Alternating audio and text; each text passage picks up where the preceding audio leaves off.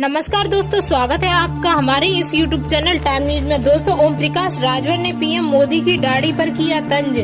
बोले, नागपुर में दी जाती है झूठ बोलने की ट्रेनिंग। स्वयंदेव भारतीय समाज पार्टी के नेता ओम प्रकाश राजभर का कहना है कि बीजेपी और उसके नेताओं के मुंह से बस झूठ ही निकलता है। उन्होंने कहा है कि बीजेपी के लोगों को झूठ बोलने की ट्रेनिंग मिली हुई है। पीएम मोदी पर तंज कसते हुए ओम प्रकाश राजभर कहने लगे कि पीएम मोदी को कोई नाई नहीं मिला होगा, इसलिए उनकी दाढ़ी लंबी छूटी हुई है। राजभर ने कहा, बीजेपी वाले चुनाव आने से पहले कहते हैं कि हिंदू खतरे में हैं। देश में क्या अन्य समुदाय के लोगों को सरकारी सुरक्षा मिली हुई है क्या? ये चुनाव से पहले हिंदू कैसे खतरे में आ जाता है? दिल्ली से लखनऊ तक डबल इंजन की सरकार है, तो हर हिंदू के लिए Z+ सुरक्षा का इंतजाम कर दीजिए। उन्होंने कहा, बीजेपी वाले सोचते हैं ना खाता वही, जो बीजेपी कहे वही सही। बीजेपी वालों को बताना चाहिए कि वे किसके वंशज हैं। नेता उदाहरण देने लगते हैं कि आज की तारीख में ब्राह्मण भी चमड़े का कारोबार करता है।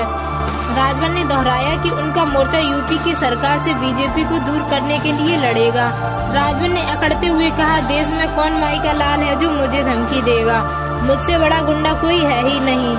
राजभर ने यूपी सरकार में डिप्टी सीएम केशव प्रसाद मौर्य को लोडर करार देते हुए कहा कि मौर्य को जो कहा जाता है वे वैसा कर देते हैं, लेकिन ओम प्रकाश राजभर लीडर है। ओम प्रकाश राजभर ने राज्य में अगले वर्ष की शुरुआत में होने वाले विधानसभा चुनाव में भारतीय जनता पार्टी से गठबंधन की अटकलों के बीच दावा किया है कि भाजपा भले ही उनकी सभी शर्त मान ले, लेकिन यदि पार्टी से योगी आदित्यनाथ के नेतृत्व में चुनाव लड़ा तो वह उससे गठबंधन नहीं करेंगे।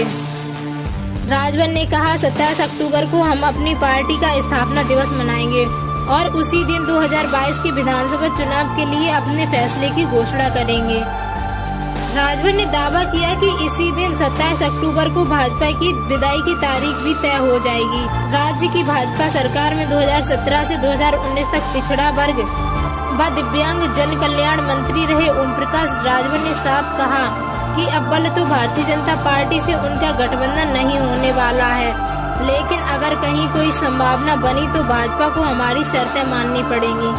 इन शर्तों में देश में जातिवार गणना, सामाजिक न्याय समिति की रिपोर्ट लागू करना, पिछड़ी जाति का मुख्यमंत्री घोषित करना, एक समान और अनिवार्य निःशुल्क शिक्षा आदि शामिल है। विधानसभा चुनाव 2022 की खबरों को देखने